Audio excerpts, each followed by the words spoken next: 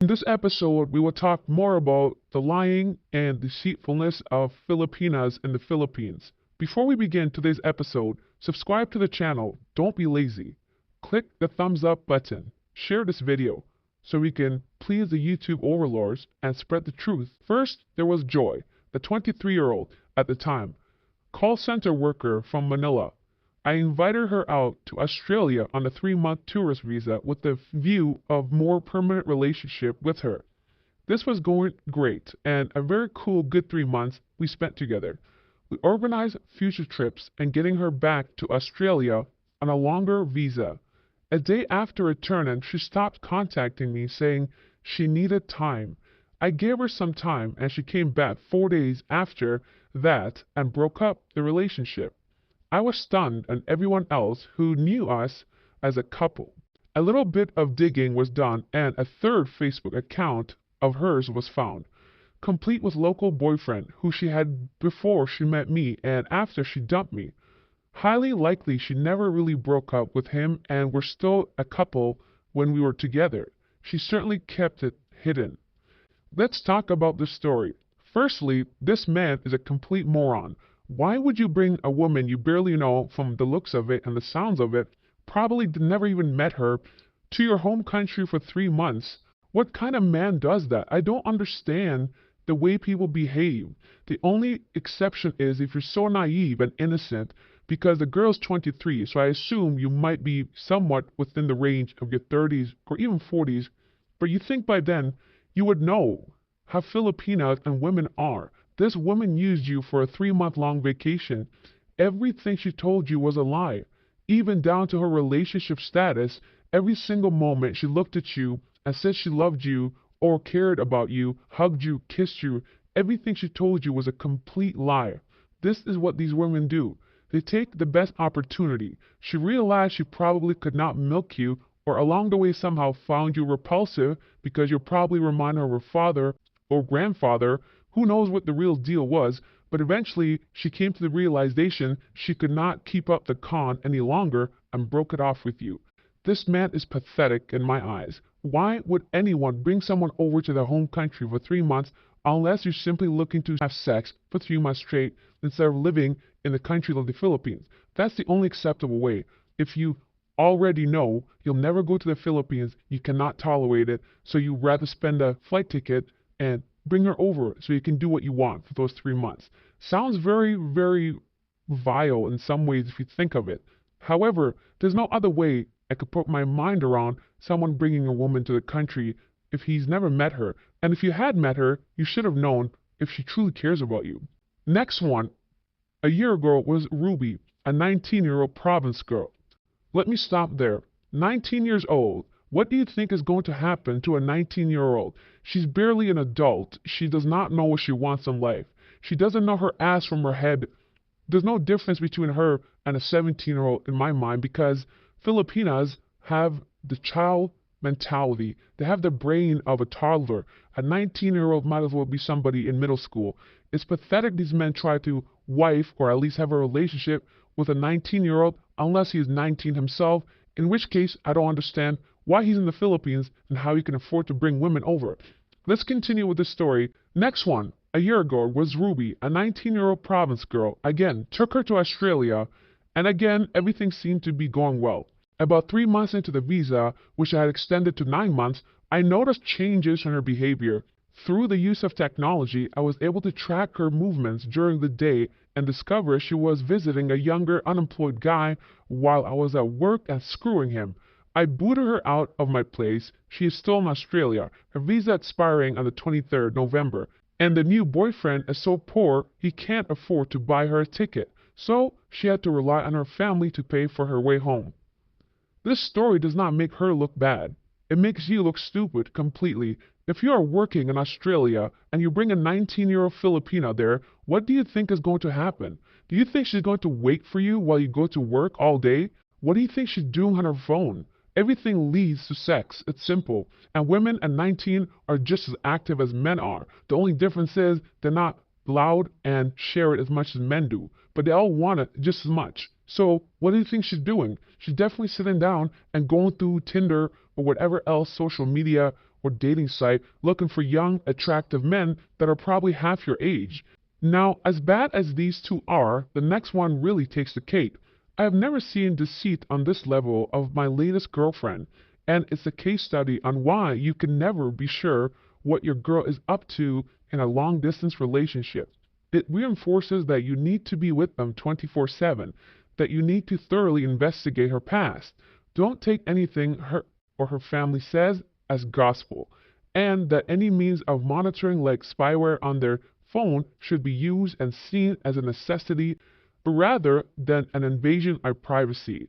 Before I read this story, imagine this man. He continuously puts these types of software on women's phone. What does that tell you about the type of women he's meeting?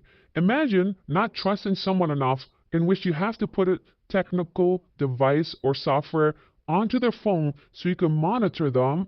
What is the point? If you don't trust somebody to that level, why are you bringing them back to your home country? If you are, you must accept the fact that she's not with you permanently or 24/7 and that while you're at work, she's doing whatever she wants with whoever she wants.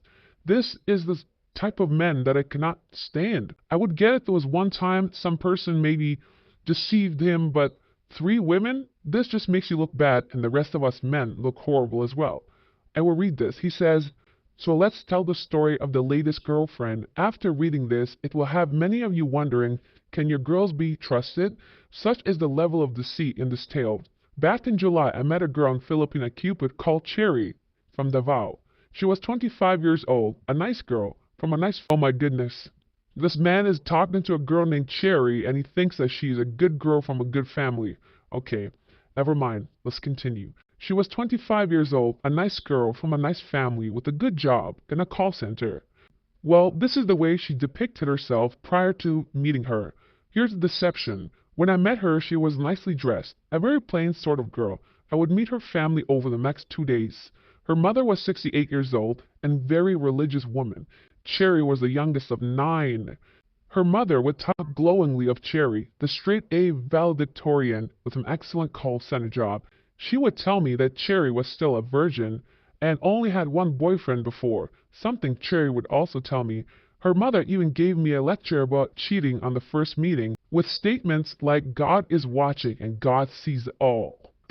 Over the course of the next fortnight, I would get to know her better. She didn't like drinking, didn't like clubs, and my wingman for the trip, John, had met a few girls and she disapproved of him and his womanizing ways.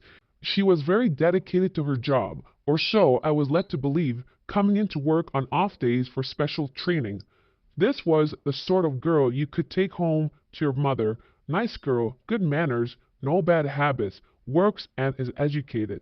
She sure had me fooled, and her mother as well. I didn't think the mother was in on the con, and I reckon she would have a heart attack if she knew the truth of her picture-perfect daughter. The reality, last week I was approached by someone anonymous who sent me a link on a Facebook page. I have since learned the identity of his anonymous person, and this person and her relationship to Cherry is just shocking as the link she sent me. The link she sent was of Cherry's Pinoy boyfriend Facebook page. According to the page, he had been in a relationship with Cherry since July 27th. Roughly a week after I departed Davao, there were a dozen photos of the two of them together, some of them kissing, others with hearts on them. It was pretty much what you would expect from a couple's page. I confronted Cherry about them by sending her one of the pictures. Instant denial, saying they were old photos and he was her boyfriend Nelson from last year and were not in contact. In the first sign of guilt within 3 minutes of sending the photo, I found my main Facebook account was blocked from the boyfriend's page. However, my secondary Facebook account could still see the page. If she had no contact with him, then how would he know to block my Facebook account? Second sign was one of the photos clearly showed her short hair. Her hair has been long for years, and now the haircut was a recent one I paid for. That showed without a doubt that the photo was recent. She scrambled for excuses ranging from jealous Nelson blackmailing her to the ex-girlfriend of Nelson being vindictive and doing all this. Apparently the ex-girlfriend had hacked Nelson's account and was doing all this. It really was quite comical. She had absolutely no idea who sent me the links. Now, let's get to who actually sent me the messages. Well, if finding out your nice, wholesome girl has been fucking a local Pinoy for the last 3 months isn't enough of a shock, enter the jilted ex-lover. Her ex-lover was a co-worker of hers at Expedia, and they had a relationship over the year together. She was obvious pissed when Cherry broke up with her to be with me and the Pinoy boyfriend. Yes, folks, she. That's a nice wholesome girl next door, is certified carpet muncher. The whole virgin bullshit she ran with made her ex-lesbian lover laugh, as she reckoned she's gone a huge naughty girl. It's a shame. I have no direct way to contact the mother because seeing her face when she learned her straight A pure darling daughter is nothing but a lying, cheating, manipulative, bisexual carpet muncher would be hilarious. I would be like, God sees all, and your daughter is on the highway to hell. LOL. A warning. Before we continue to read the warning of this man, I have to say I have no sympathy for these stories. Firstly, let me tell you something. The mother knows. The mother's probably the one training her to behave that way. Also, how would the mother know that the daughter is a virgin? Do you think all girls tell their mothers who they slept with? Grow up. I cannot stand men like this that believe every word coming out of Pinoy's mouth. And her job, I can promise you, she has no job. She would just go visit her boyfriend and come to you in 8 hours for a few hours and going to work, let's say for training, for the next 6 hours, hanging out with her boyfriend while you sat there talking to her old grandmother and feeding her whatever food she wanted. He goes on by finishing and saying, a warning to anybody out there. Let this serve as a cautionary tale. Do not take anything of face value over there. The most wholesome looking and acting girl can easily be the exact opposite of what you think. Unless you can be with them 24/7, do not assume for 1 second they are being loyal and faithful. If you go in for a long distance relationship, I recommend thoroughly investigating the girl's past. Have her monitored as well by someone you trust, not related to her or with a private investigator. If she has a smartphone, install spyware on that monitor all her electronic. I'm not going to read this because it's pathetic. Any man that wants to do this should just go ahead and be alone for the rest of his life. You can never control women, even if you're 24 hours with them. It's impossible. If you cannot trust her, then do not be with her. It's as simple as that. There are genuine relationships where you can trust someone. They're called normal relationship with normal women close to your age because they would accept you for who you are and not look for something better. As I've always talked about on this channel,